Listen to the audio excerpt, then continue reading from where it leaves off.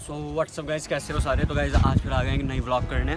तो गाइज़ आज करने वाले हम डिफरेंट लेंस से व्लॉग, जो कि है आपका सोनी का गाइज़ 50mm 1.8 अपर्चर। इसके लिए गाइज़ बहुत सारी कमेंट्स आ रही थी कि 1.8 से व्लॉग करो।